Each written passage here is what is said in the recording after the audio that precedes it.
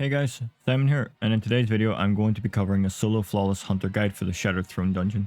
I will be explaining how each encounter works and break down each of my builds including weapon and mod loadouts. I will also be suggesting some alternatives should you be missing any weapons or mods I recommend. So without further ado, let's get right into this episode of How to Hunter. Let's start with the opening encounter, which is called the Labyrinth. The objective here is to move from one location to the other, clearing the symbols. In each location there will be waves of enemies and a mini boss. Once you have cleared all the area, a symbol will appear telling you where to go next. I recommend a Wither Horde with an energy bow of your choice and an eager edge sword. Our subclass should be solar, so we have a healing nade should we need it, and stompies to travel to the symbol locations quickly. For all builds I suggest in this video, I would recommend running 100 resilience for the 40% damage resist you get, then focus on all your remaining stats on mobility, discipline or intellect. On screen now is a map showing you the symbol locations. Be aware when moving between areas that there will be enemies along the way. Once you have defeated the last mini-boss, the floor will open allowing you to drop down into the descent. Traverse this area taking out the enemies along the way. You will face a captain guarding the door. Defeat this captain to unlock the door and proceed. When you reach the ogre section, run forward slightly to safely spawn the ogres, then back up, take them out from a distance and then continue through the thrall hallway and the outside area until you reach the first boss, Vorgeth. Let's break down the Vorgeth encounter starting with our build. For our subclass we want to avoid here with our super being Mobius Quiver. This allows us to do some high burst super DPS to the boss, whilst also applying a 15% weakening debuff. We want Gambler's Dodge so we can get our Snare Bomb back when dodging within a range of an enemy, and Vortex Grenade as they are the most consistent overall. Our aspect will be Vanishing Step to go invisible when dodging, and Trapper's Ambush so we can use our melee charge to activate Quickfall to also go invisible. Our first fragment will be Echo of Undermining, which makes our grenades supply a 15% debuff upon damaging a target.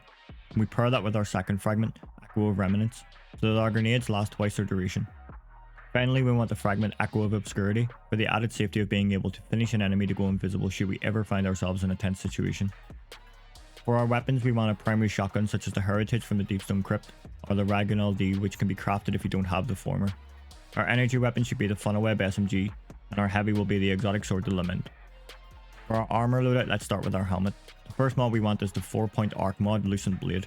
If you're unaware, Lucent Blade gives us a bonus to sword damage for 5 seconds when we are charged with light, but consumes 1 stack.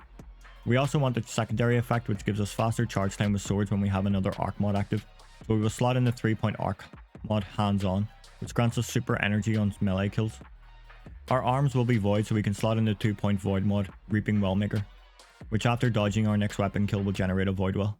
Our chest will also be void so that we can slot in the 2-point mod Well of Tenacity, which gives us a 40% damage reduction when picking up a void well. Our boots will be the exotic Orpheus Rigs, which grants our quiver an additional arrow.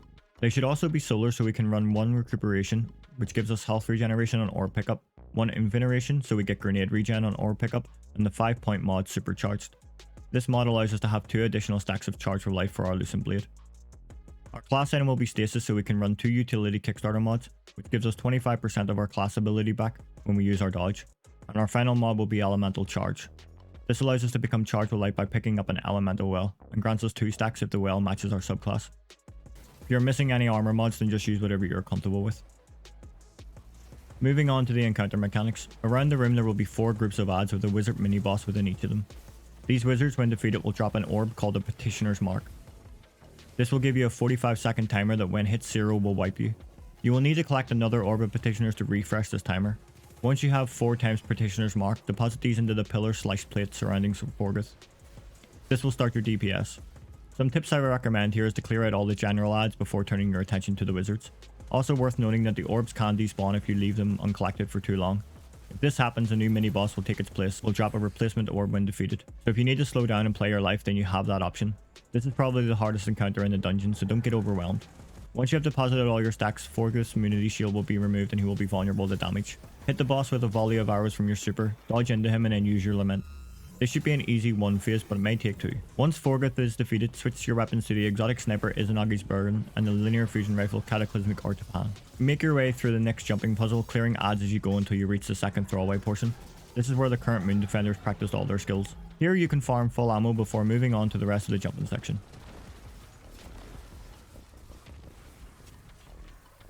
And that brings us to the final boss, Dolokaru. This encounter is pretty straightforward, but first let's explain our loadout. For our build we want to be on Blade Barrage.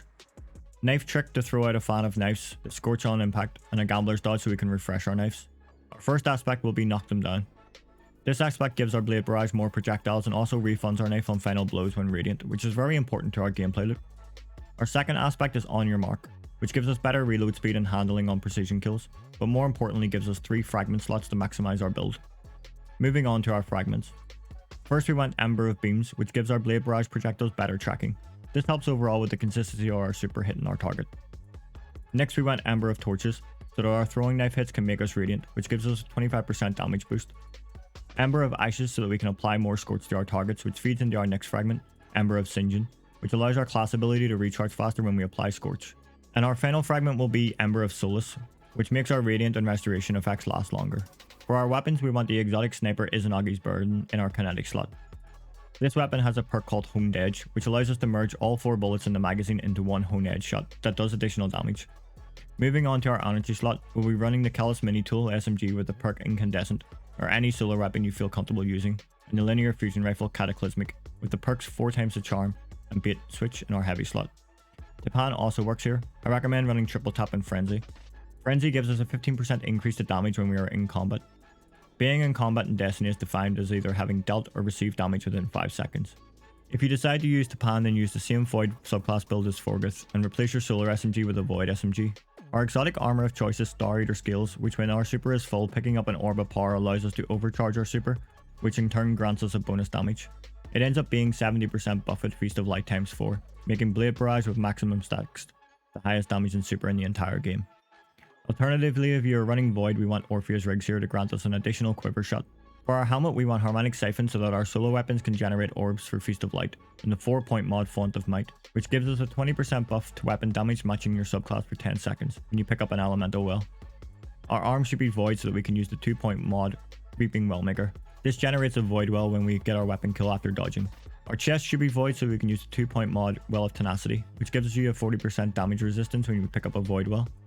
Moving on to our Star Eater skills, we want the 4-point mod Melee Wellmaker. This mod gives us the ability to generate elemental wells matching our subclass with our charge melee. If you're using rigs, then you use an additional copy of Font of Might here. Our class item should be Stasis so that we can run 2 utility Kickstarter mods, which give us 25% of our class energy back when we use our dodge. And the 3-point Stasis mod Elemental Time Dilation, which allows any mod with time effect to stack and extends their durations. This takes our Font of Might timer for 10 seconds at base to 13 seconds with 1 copy, and 16 seconds with 2. It also applies to our Well of Tenacity mod, taking our resist timer from 5 seconds by default to the 8 seconds. To start this encounter, shoot the 3 knights you see in front of the boss. On the right and left sides of the room, taken Scions will spawn. Defeat these as a priority so they don't multiply and overwhelm you. Once the Scions have been dealt with, turn your focus towards the knights. If the knights become immune when you are engaging with them, you will need to destroy the crystal located behind the boss in order to damage them again. When these knights are defeated, they will drop an orb called Finite Thought. This has a timer of 45 seconds and can stack 3 times. This allows you in turn to damage the boss. If your timer reaches 0, you will wipe. There is a pillar in the middle of the room that you can use to cleanse yourself. For the fight, you want to weaken each knight to around a third left. This will cause their helmets to break and they will become more aggressive. Wait for the boss to make them immune and then destroy the crystal and take out the Scions that spawn. Worth noting that you want to defeat the final knight in such a way that generates you a well for Font of Might. That would either be a charge melee for solar or by dodging before defeating them on Void. Pick up the Finite Thoughts to start the damage phase. Use your super then your linear. It should be a 1 phase, but if you need to play safe and do additional phases, just remember to cleanse in the middle before your timer hits 0, and then proceed to repeat what you just did in the first phase. When Dolokara has been defeated, you will have earned the title Solo Flawless and an emblem to go into your collection. I hope you found this guide helpful, and if you want to see more from me, consider subscribing and following me on Twitch. All the links will be found in the description below. Thanks for watching.